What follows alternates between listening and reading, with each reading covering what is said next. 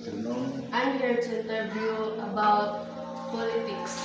So my first question is, what are your assumptions about how people learn?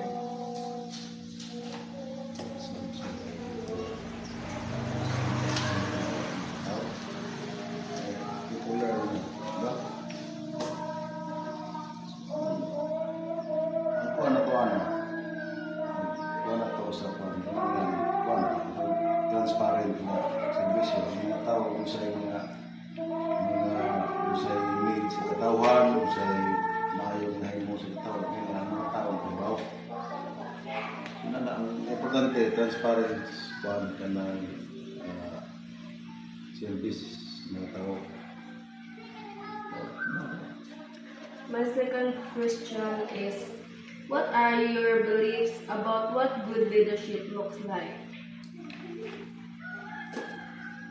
Like Mayor Noel Arinso, gusto niya yung paningkamot sa lungsod, pagkakang paningkamot sa isip ko sa kabarangay, o sa kapunong barangay sa Makilo, paningkamot yung nakakag ng kaduhan sa katawan.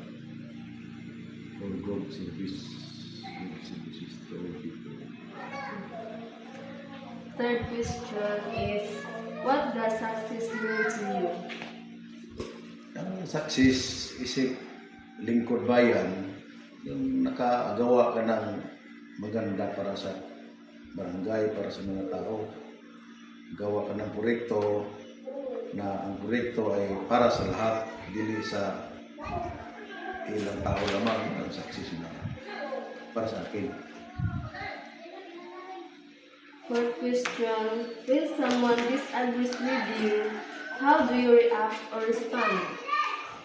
Ang mga tao nga wa mo agree na to, ang importante na atong amigohon, atong pangutan-on kung sa inungdan nga nung mga mong agree na ang kamot ng tao, makatag tao, serbisyo. Ang importante nga, nakatagtag serbisyo sa mga tao. Ang tao dito na imong kontra partido, bisang sawang pananimo ligwat na pagpasabot, di doon na masabot kay tungod kay nagabilin ng pagkakontra partido. Ano abang madinamtanon ng mga tao ba? Pero pa rin ako, humana naman ang eleksyon, bisan sila o dili, bisyo. Bahala sila kung sa ilang Christmas, no? But at least ang akong katong obligasyon na akong hatag. Okay? Fifth question now is, what are your views about people who don't vote for you?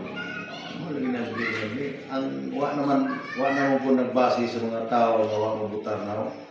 Ang akong talantaw na naanak ko nakabutang sa posisyon isip ng barangay, ako na nanggi. Butar man ka kamanaw wa isim ko ana service wa na ingon na napali ka na tagaan kay wa mabutar na dili.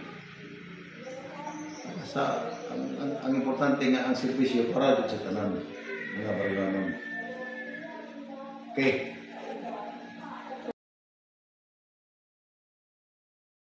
Yes, sir. Good morning. I'm here to interview you about your business. Yes, sir. What I can do for you? My first question is, when did you start your business? I start my business, sir, last year, 2018. The second question is, what you made you choose this type of business? I choose this kind of business because I want fruits to be my business, and fruits is because many people like fruits, especially they buy during Christmas time, New Year's. So I need more stocks, and I want very much fruits to be my business.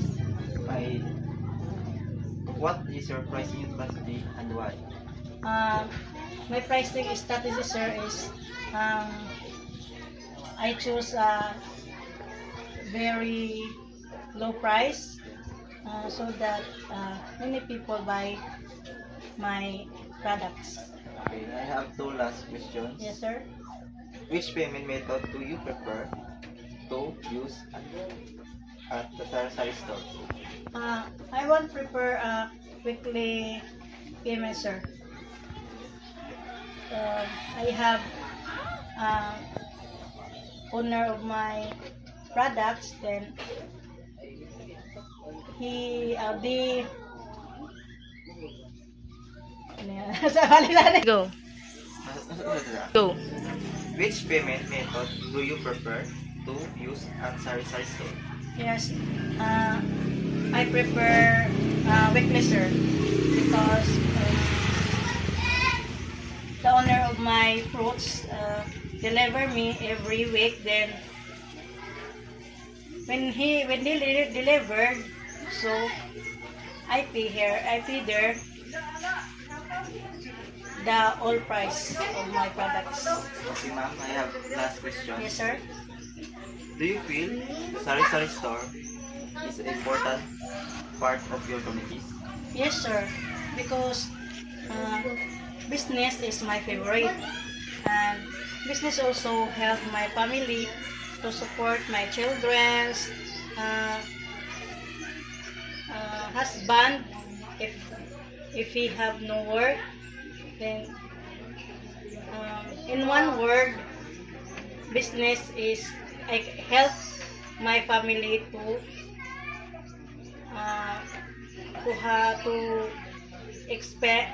spend whatever we needed. That's all, sir. Okay, ma'am, thank you. Yes, sir.